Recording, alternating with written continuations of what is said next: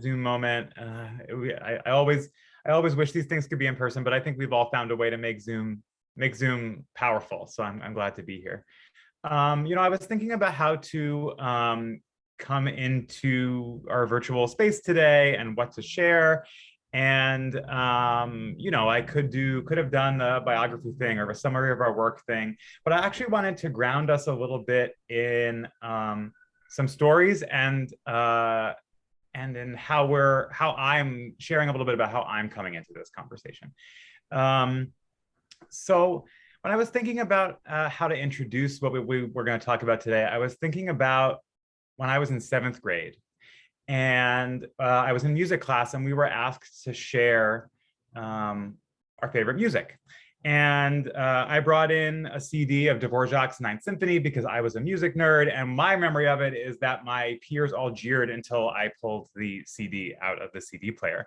And this is a way of saying that my music tastes are a little bit eclectic. And so apologies in advance for that. But one of the more eclectic parts of my music library is that I really love free jazz.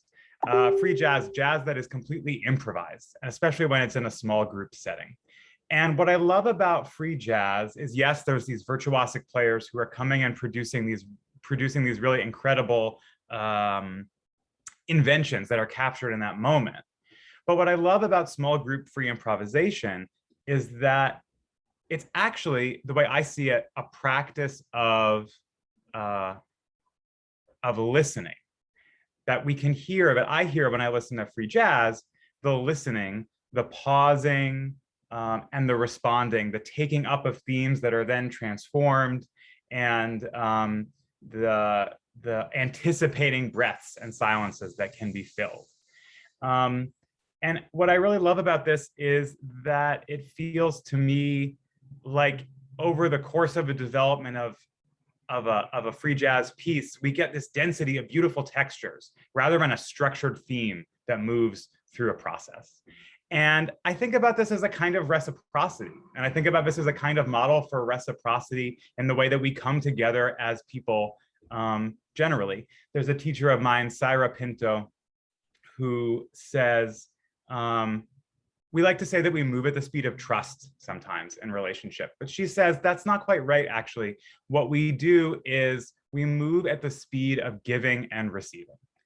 And I just love that image, and that is what I see in free jazz and what I want to invite us into today. And so in free jazz, what is given and received? Virtuosity, talent, themes.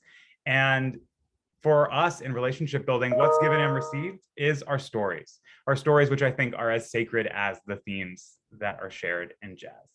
And as we all share our stories and reverberate through our collective improvisations, that's how we get these networks of improvisation, which is another way I might say for what a community is. And so that's the intention I want to invite us into as we're listening today and as we're thinking. And the first question I'm going to pose to our discussants, to Cece and Anyka, is who are your people? And I wanted to pose before that, before I pose it to them, pose that question to everybody else on this call. Who are your people? And I'll ground, since I have a chance to think about this, I'll ground it for myself a little bit, and I'll say who my people are. My people are Jews from Central Europe, some of whom fled Nazism, some of whom were unable to flee. People who carried with them books and prayers, both literally and in their hearts, who carried with them books of jokes, books of recipes. Food and humor are ways that my exiled people have gotten through a lot of exile. And they're also queer people who found a way to build a culture and a meaning and a community through irony and camp and joy underneath all the heteropatriarchy that made it difficult to do that. And so I just wanted to open it up a little bit and ask if anyone wanted to share, who are your people today? Who are the people you're bringing at your back with you listening here?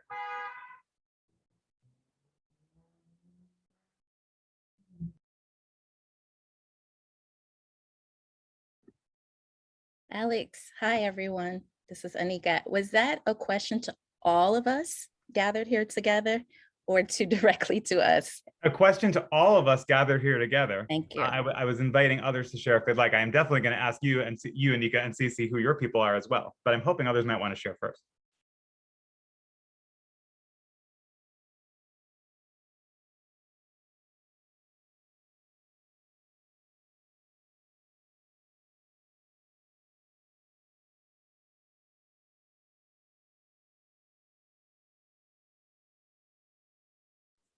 If not, that's okay too.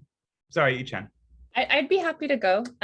So when I think about my people, I think about all of the brilliant and creative working class first generation immigrants that myself and my family who came to the US from China when I was 4 had to reinvent so many parts of themselves, from language to home in America, and how there are still so many immigrants who come to America today. And I hope that we can continue to welcome all of them and give them the opportunities to rebuild their lives here.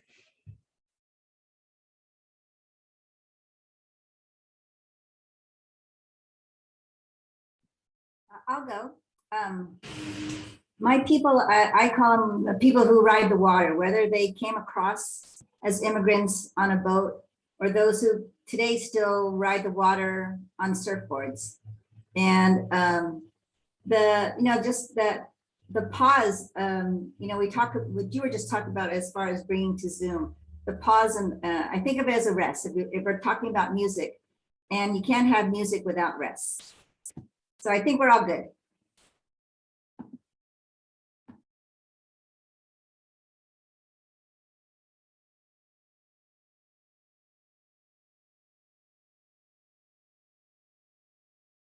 I think we have time. Maybe it looks like for one more person, if they're open to sharing or interested. Oh, I can't stand the silence. Hi, everybody. My name is Tim. My people are from Germany too, from Europe and stuff. And I really don't know the circumstances of what caused them to leave. I do know that I have a lot of Jewish heritage in me, and so I assume that's part of it.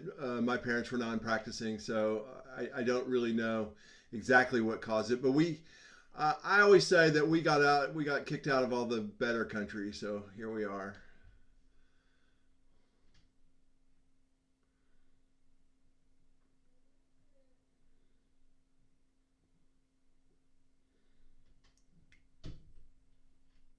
Thank you, Tim. Well, I'm gonna turn to Anyka and Cece and ask that question now too. But before I do, I want to encourage us all to hold this question of who our people are and listen with them at our backs as we're listening today. And another thing that I learned from that teacher, from Syra Pinto, is when I listen for people's stories, for the sacred stories that they choose to share, I try to listen with my people at my back, not to identify those people, not to find them in somebody else's story, but to actually hear who are their people, what are the stories they bring and share, and how does that make music together? That's what I'm here to listen for today. So I know we're going to do some pinning, but as we pin, I'll turn it over to Anyka and Cece to say, who are your people? Who do you want to bring into the room today? And just to say for everybody that I'm hoping we can have this be a bit of a free-flowing conversation, a bit of a fishbowl, although I know that's a bit of a weird term, but we're going to riff and we're going to see where it goes.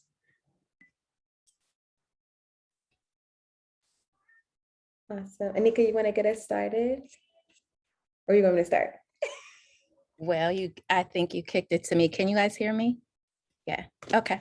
So I'll start. Thank you for that wonderful just opening and introduction. I'm really grateful to be here with all of you today, for making the time for us to be together.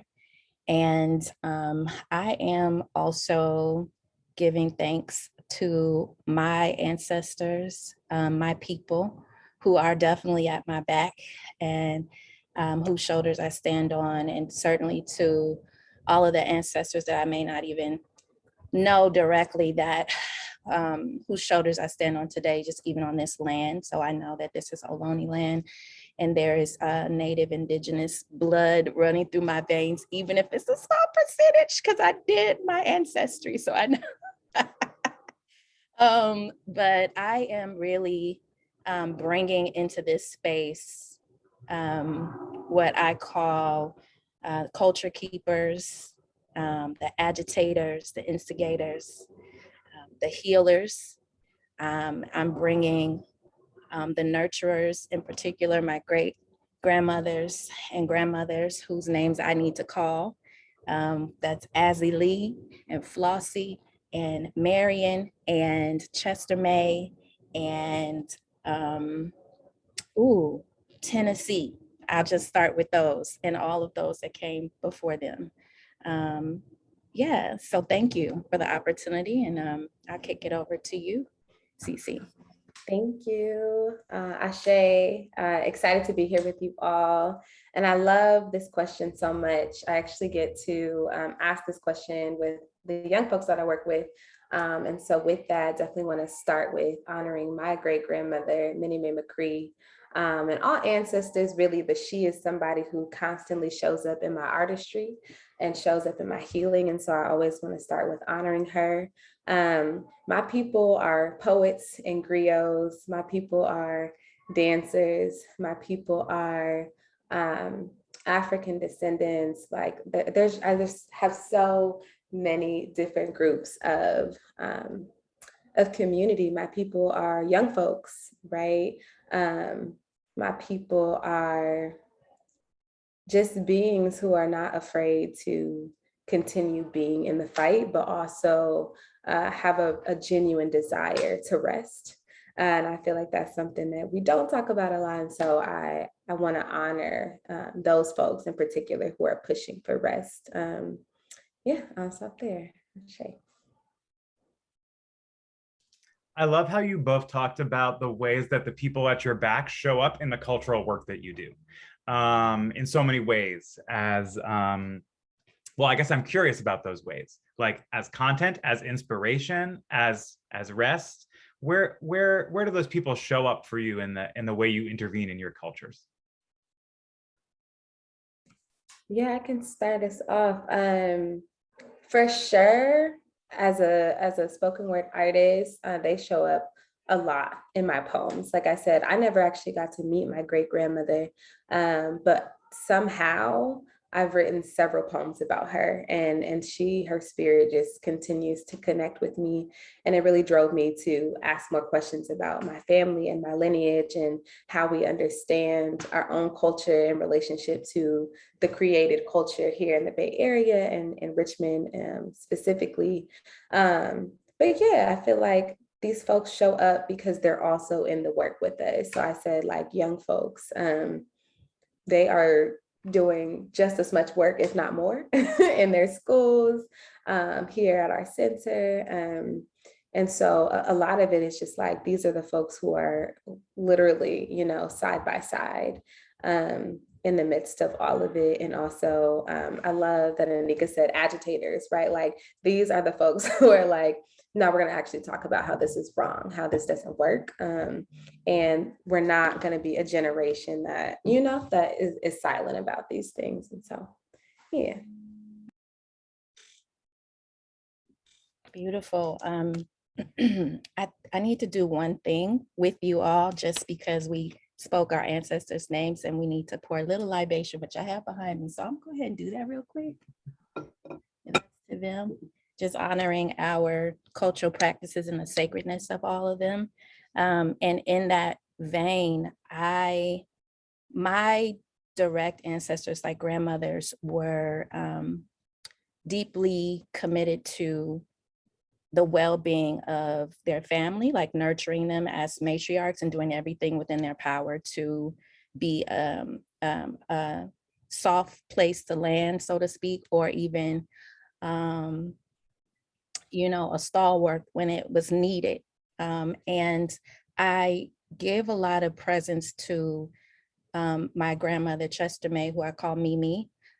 She's passed away, as well as my great grandmother, Flossie, in particular, because they show up the most, I think, in my work and what I think of when I put all of the knowledge and wisdom that they gave me, and also the example that they gave me to use as a cultural worker, as an artist, as a curator, with a desire to be of service, to act, in service too.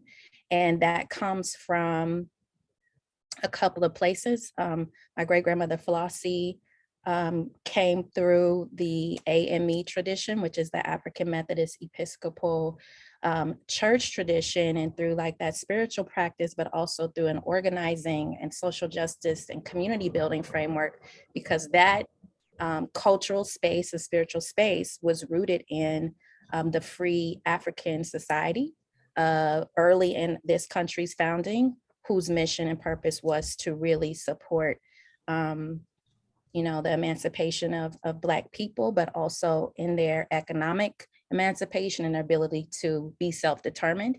And that has really carried through. And that AME church tradition that I grew up in showed me in action and every Sunday how a collective of people committed to the same goals can actually bring about change and tangible change within that ecosystem, and then also through their own individual acts. So like great grandmother Flossie was a missionary. She would visit the sick and shut in. She cooked for folks. She just gave so much. And my grandmother Mimi did the same thing, more closely in the family, but also through her role at the city of Richmond, building youth development programs and ensuring that Black and Brown and Indigenous as well as low income youth in Richmond had summer jobs and youth employment. And she did that for 30 years. So when I think about myself and where I sit in that, I'm carrying those traditions forward through my work. Yeah, I'll stop there.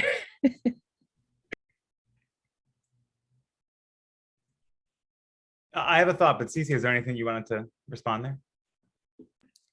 No, I mean, there's like a million things that I could echo every time I talk with Anyka. So just echoing all of those things. And I think in particular, just around like these matriarchs or these folks who not only are loving and supporting for their immediate families, but are creating job opportunities, are creating loving environments for young folks all across Richmond. I think is such a necessary thing to voice. So I appreciate that.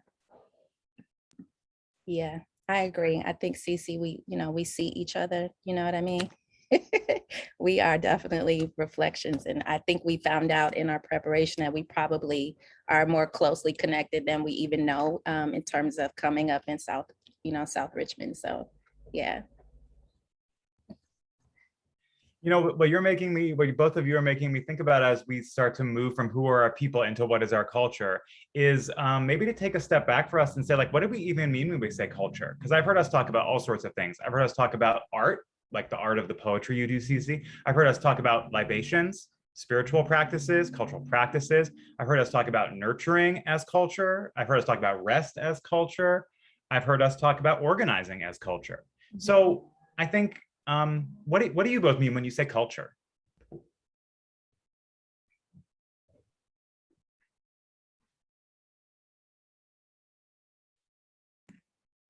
I can jump out there. Simply, just very simply, our culture is our values, our beliefs, our traditions carried out in our day-to-day experience, our day-to-day life. It's the day-to-day choices, the minute-by-minute choices that we make, but also the reflection of our values, our beliefs, our traditions in how we show up in space, how we respond to different things.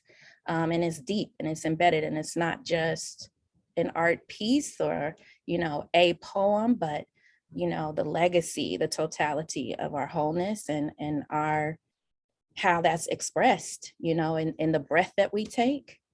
And I think the biggest way in our society is really in our actions and our choices. Yes, definitely echoing that. I think the way that I think about it is just, it is the expression of our existence, right? So my existence is, I'm a Black woman, so for sure that is a part of my culture, but my existence is also being a storyteller and a poet. And so those are my people, and that's also my culture, right? And so any way that I feel like I exist is a part of that. And like you said, organizing, I have not been able to exist outside of this body without organizing, because so much of my existence is around, you know, how do I stay safe? How do I protect, you know, my young folks, family, whatever it is. And so literally anything that is tied to my ability to exist is my culture.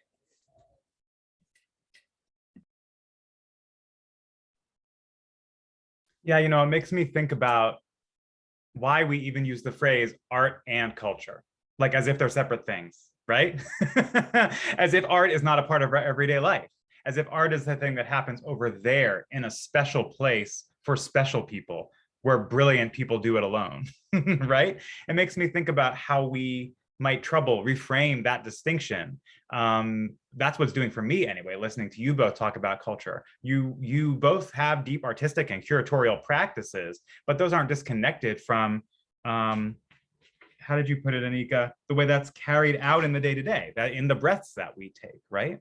And I wonder if we might get into some specifics about like, what are cultural objects or practices that you both work in where you feel that everydayness come through in that practice, in that art piece, in that project.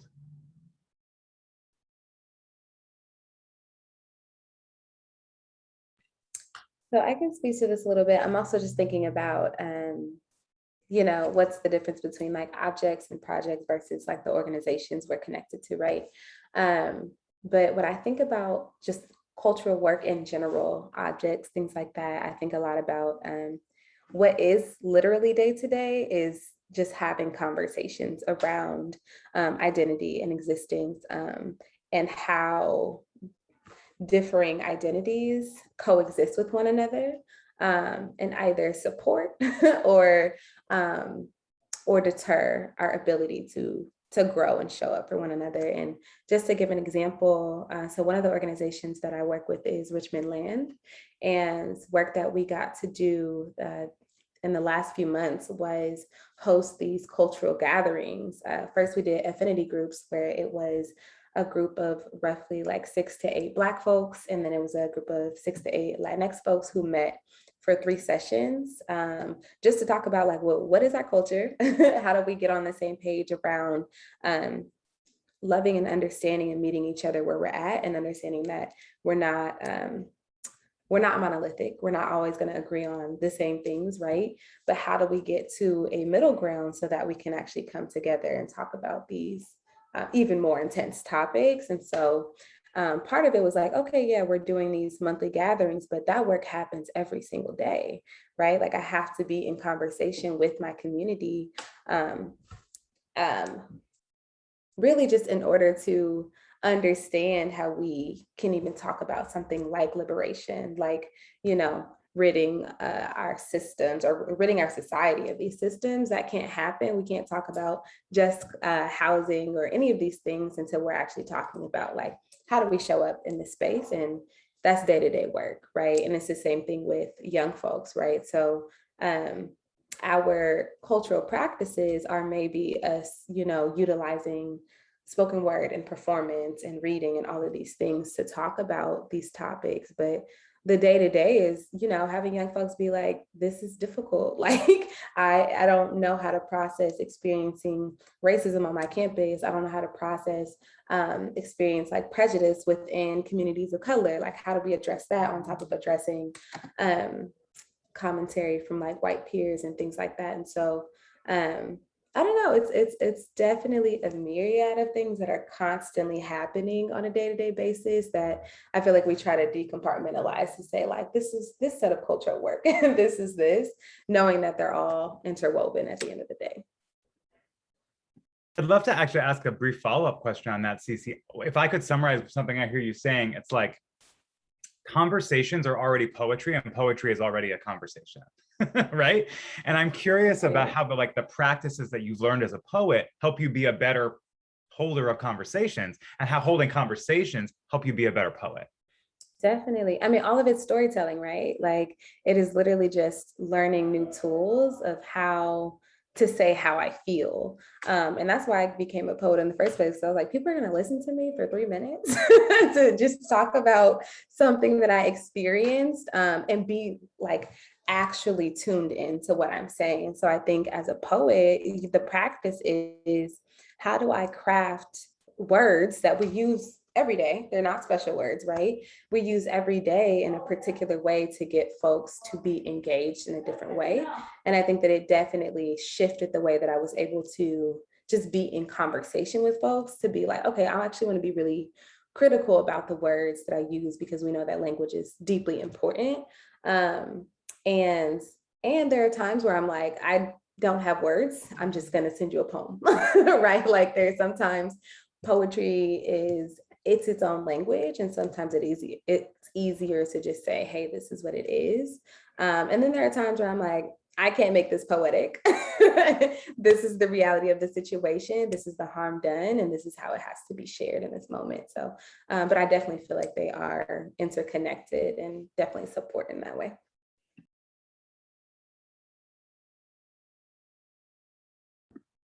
Where does that interplay show up with you, Anyka? The everyday and the artistic practice? Yeah, that's I really appreciate your response, Cece. Well, so word is bond, word is power. So being mindful of that, our mission at Betti Ono is to build power through culture. That's my mission. I think that is a definitive way to describe what my life's work is about and has been about, and also the tradition that I've come up through, both with those grandmothers that I speak of, but also all the other examples, teachers, master teachers, educators, healers, et cetera, that I've been able to learn from and experience. And Betti Ono is a 100% Black women and survivor-led cultural agency and organization with that mission. And when I think about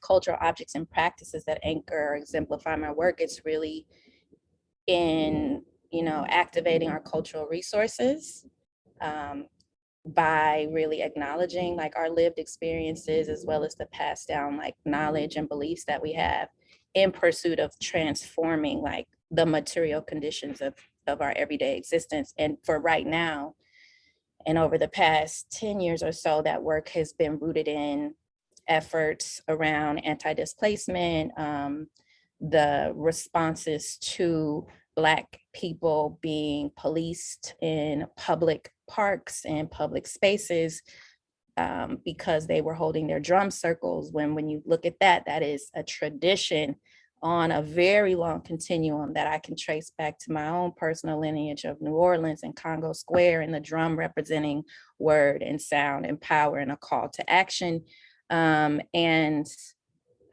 Through, if I'm looking at it as a framework, through residencies and through like really super responsive, expressions of what we're experiencing now, and centering artists and centering them as beyond the limitations that society tends to put on them, whether that be about being a part of an economic space or just creating something beautiful, but really putting them in position as movement builders, and recognizing the vastness of like how artists and creatives contribute to transforming our material conditions. And so that has been my mission. And I think that's really reflected in like our youth arts and civic engagement fellowships tied to like an exhibit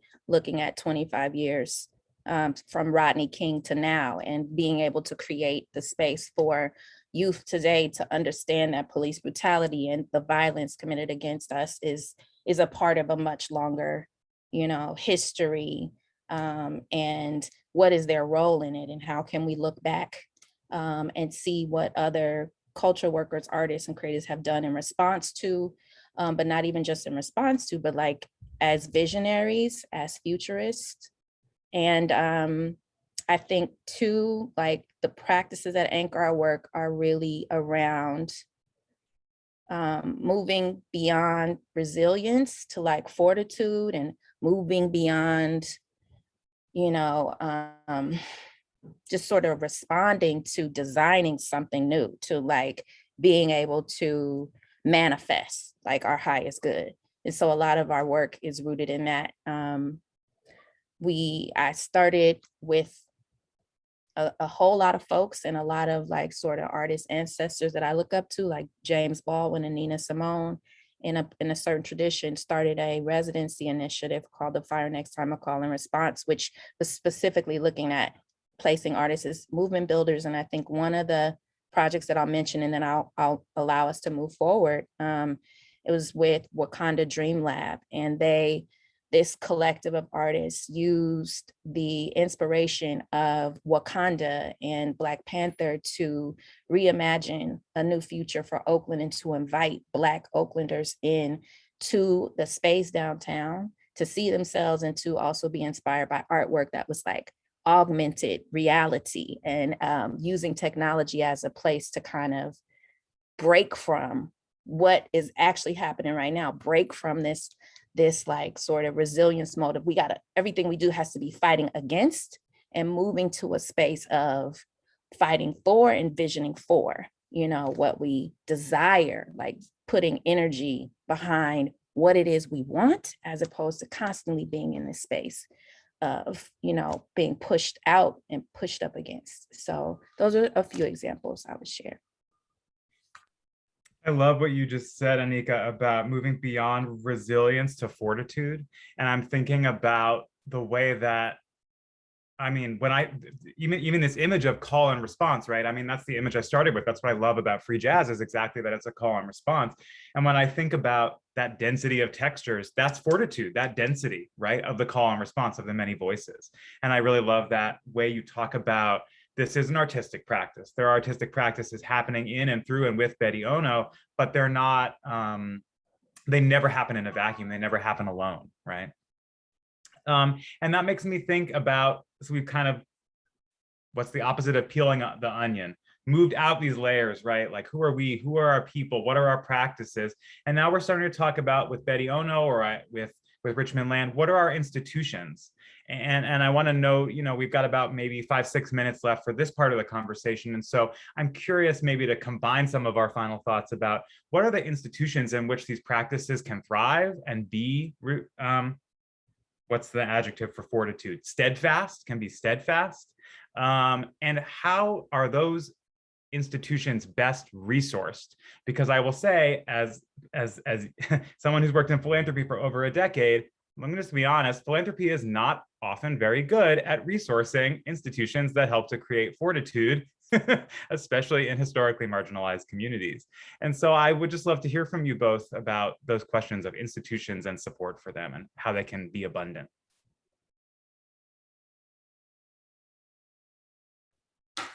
Yeah, so I'm trying to think of how to even answer this, because there's so many different hats and organizations.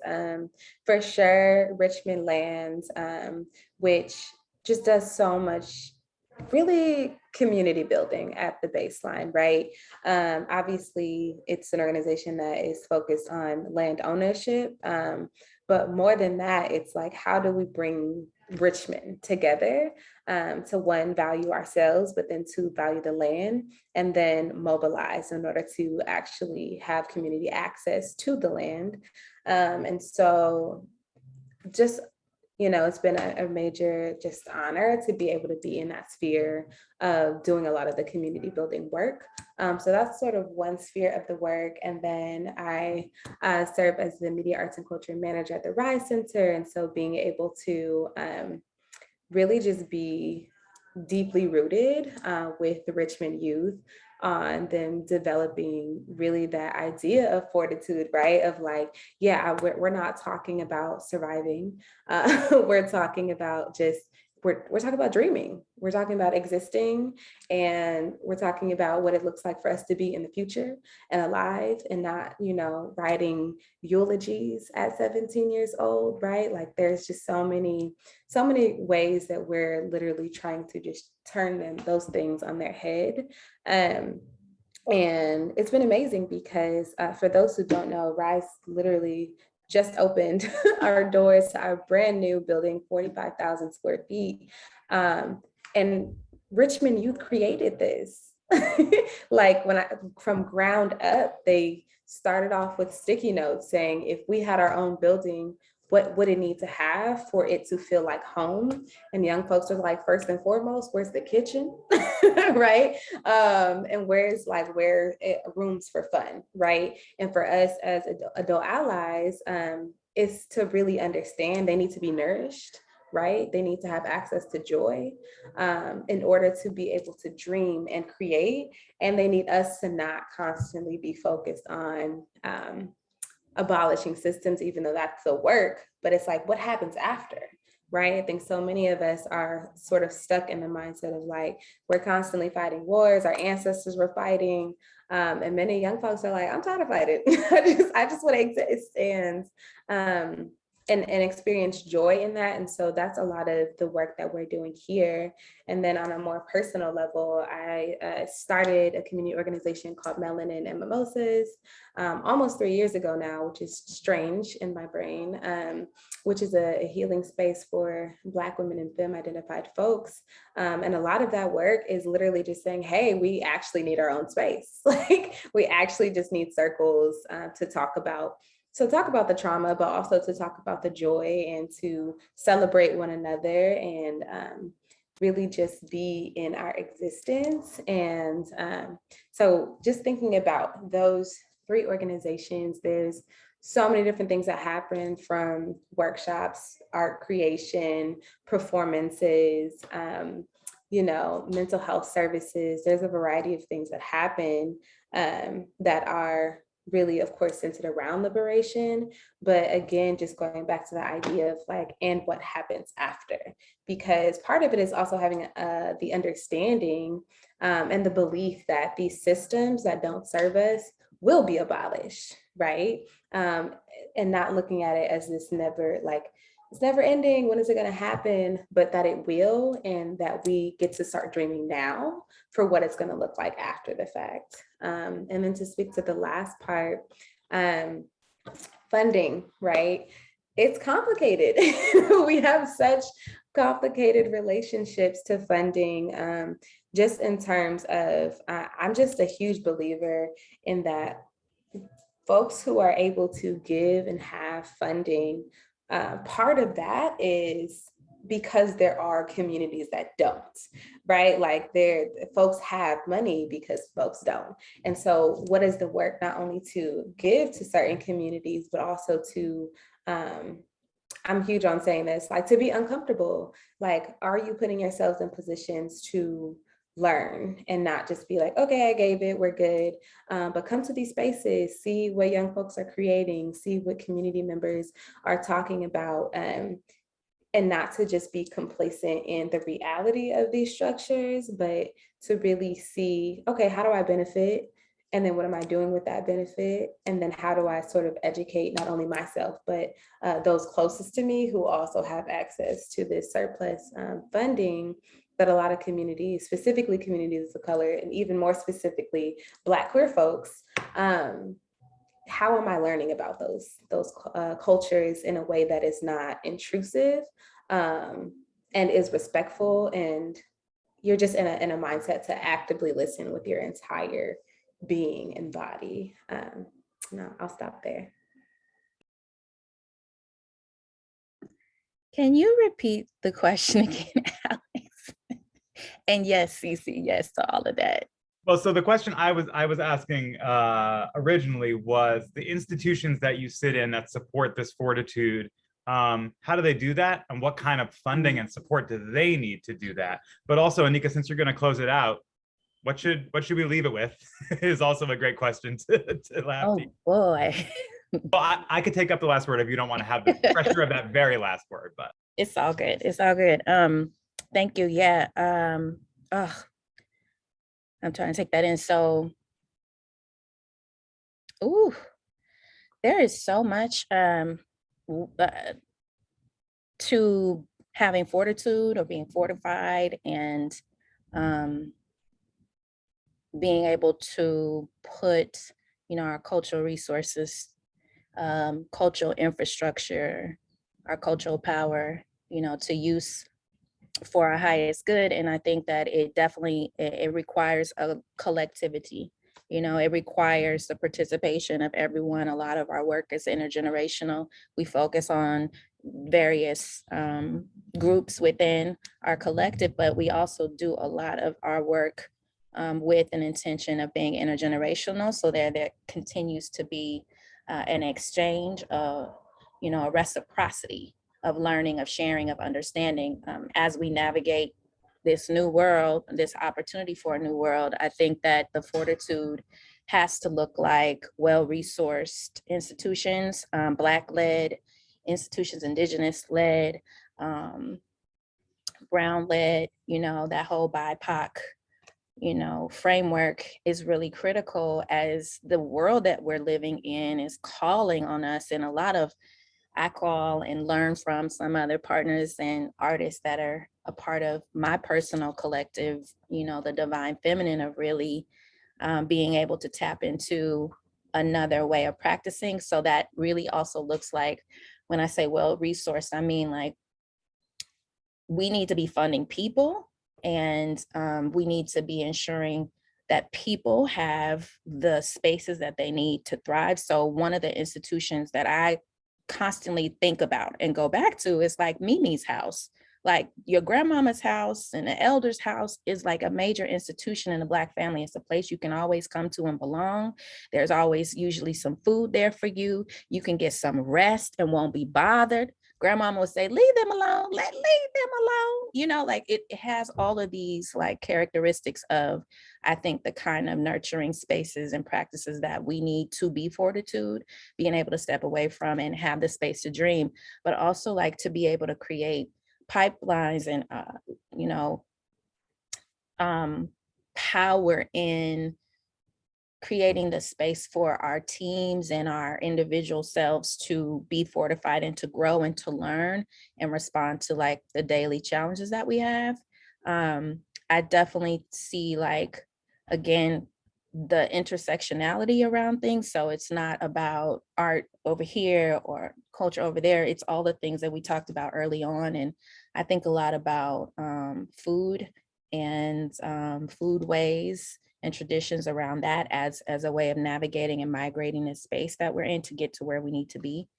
I'm very meta, so I don't I'm trying to respond in a way that is natural and authentic for me, but also I know it can be like appear. So in this space, I live up there too, Anyka, don't worry about it. Yeah. Like, for example, what does it mean to only have like, technically 1 to 3 like Black-led cultural institutions of a particular size and space that can gather our people together, that can function in multiple capacities across the city of Oakland. And there's like hundreds and thousands of us. What does it look like to develop new cultural policies that, respond to the errors and the harms, but also things that protect, give us the space to be able to develop and respond to something new. And then one of the things that I've been sitting with lately around funding and support is like the self-determination and the wisdom that needs to be built into our philanthropic society and experience to understand like we need to kind of have some reparations going on here, because a lot of times the generational wealth that enables philanthropic efforts is rooted in a lot of history of extraction and harm. And as new opportunities emerge for new philanthropic efforts to exist, sorry about the background noise, there's a big old truck about to come by.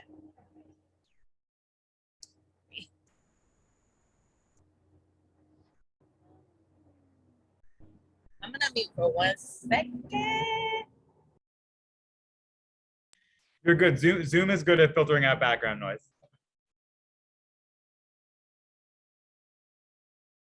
Okay, to also like, I think, honor the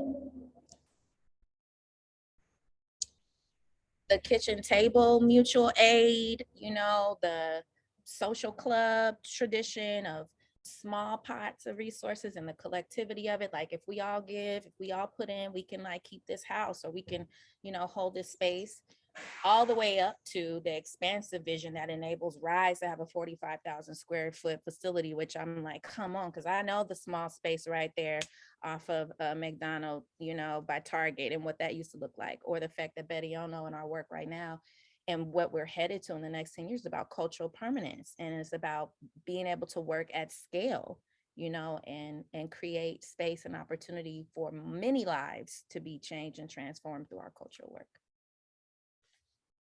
That's my story, and I'm sticking to it. I love it. Love your stories. Thanks to you both. I want to open it up to some Q&A. And as I do that, I want to just echo something I heard in both of what you were saying, but really, I think, Cece, you put a pin in it, which was about the importance of discomfort. It's something I've learned a lot working in philanthropy, especially working in philanthropy as a white man. And I think about the discomfort of listening to free jazz. I think about sitting in discomfort as an offering to me, as a gift that is being given to me. And how am I sitting and witnessing that and receiving that? And I connect that to what you were saying, Anyka, about Mimi's house, because that is a house that's not for me, right? And that's okay. And I can be uncomfortable about that. And what do I learn? What am I receiving, even if I'm not invited to that house, right? So anyway, that's the thought I want to anchor on as I open us up to questions.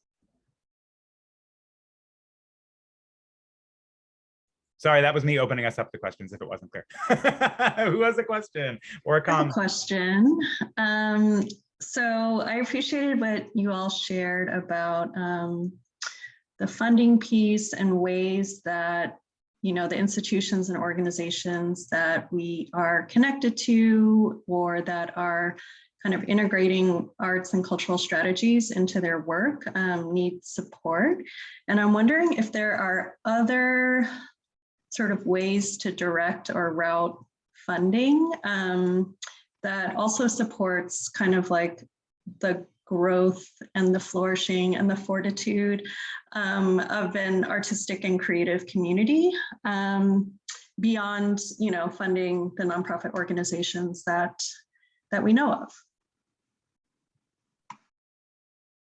Yeah, I love this question, Sabrina. And I just want to, if I can translate a little bit, I think what you're asking is not just beyond the nonprofits we know of, but also maybe beyond grants as a mechanism. Is that kind of what you're asking too, like investments or other ways of using resources? I'm open to any and all of the above, yeah. I'll try to do a quick jump out at this. So I think one of the most critical ways right now in this region in particular is through investments, and particularly around creating a pathway for cultural permanence and for racial permanence. You know, Mimi's house is sold, you know, it's gone. And it's just an example of one of the many institutions that Black people in particular in Oakland and across this region don't have much access to, don't have a lot of economic power to necessarily change that on the whole collectively. So like we need to secure our spaces of belonging, our institutions of knowledge, and have them be in highly visible, well, you know, resource accessible places. And there's this like idea that has been forming and taking shape lately over the last 10, 20 years or so of like an Oakland diaspora. There are like Black people in Stockton and Sacramento and other places that called Oakland home that need, you know, are trying to find pathways to come back and forth. So I specifically am talking about like lands and ownership and rights, because the way our system is set up, without that, we are constantly at the helm of any other person who decides we're valuable or not valuable, or whether our presence fits within their schema or vision of the future. And I mean, come on, we're talking about Black people who were never necessarily built into this plan as full human beings. So we're constantly having to fight that experience as well while we're trying to find our footing and be grounded. So that's one of the ways that is most immediate to me. Investments, and I know there's like PRIs and there's all kind of tech mechanisms for that, but we definitely need to hold space down for sure. Yeah, honestly, again, echoing all of those things, don't have much to add. Was just thinking in particular around two things. One, so everything Anyka said, especially around land, and a lot of what we've been doing at Richmond Land is just getting community to understand what a land trust is, why that model is important. And so just thinking a lot about yes, the financial investment, but also like, what are your educational resources that you can give to these organizations or these communities who don't have access to that, right? To even know how a land trust operates, how to have community wealth in that particular way. And so I'm just thinking a lot about that. It's like, you know, basic needs have to be met. There has to be funding for food and space and all of those things, but also exactly basic wellness. But yeah, we need land. In order for us to stay here, that's the biggest fight we're up against, is that so many people are being displaced and many of us do not even live in this city and work here because we grew up here and we love this place, but can't even afford to live here. And so just thinking housing is such a major aspect of the work.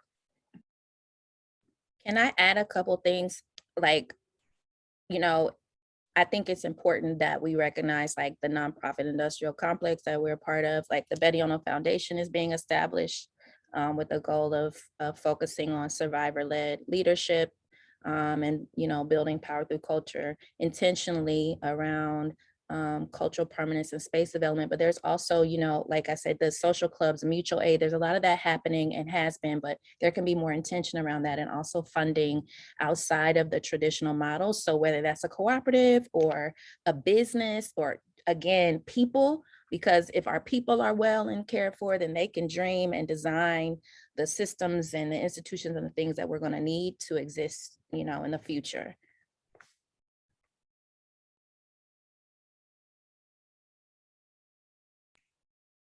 I know we're almost at time, and Lunar Project folks are going to want to do a close. So maybe I would offer any last burning comments could go in the chat so that you all could do a little close, if that sounds right. But otherwise, thanks to you both for a really rich discussion and for sharing your stories and your wisdom and allowing us to receive them. Thank you. Just maybe we can all just quickly unmute ourselves and just like some love and props in this Zoom world to Anyka, to Cece, and to Alex. Thank you. Thank you so very much. much. I'm gonna just quickly do a close on behalf of Lunar and just share, you know, Anyka, when you said folks coming together, people power, putting $5, $10, $100 together, that energy is really part of the gathering and the magnet of Lunar Project, which is let's just get some Asian American folks together who care and want to practice solidarity with Black and Indigenous communities, and everyone brings $5,000, $10,000, and we recognize that's already coming with a lot of privilege already. But if there's hearts that are willing to come into circle and just do some of the work internally first before we think about how do we be in solidarity with other communities, like I feel like this is just the beginning of maybe an intersection in how the Lunar Project can boost your work, support the work that you're doing here. We also just had CJ from the Black Cultural Zone come and share about her collaboration with Tommy, like talk about Asian Black unity, right? And so this is just us part of our heart for narrative change for our communities too. So we were just so grateful for the work that you do in this space and for just coming here to share about it with the Lunar Project too. Yeah, I'm gonna read Rosie's comment here. Would love for us to shift energy to sharing circles versus giving circles. Yeah, that's great. So thank you, everyone. I'm going to put just a quick link here for the Lunar Project. If you want to just subscribe to our email list, we do webinars on a monthly basis and really are just trying to have conversations with larger communities of Asian Americans who care and are interested in exploring solidarity. So thanks, everyone. Take care. Okay, bye-bye.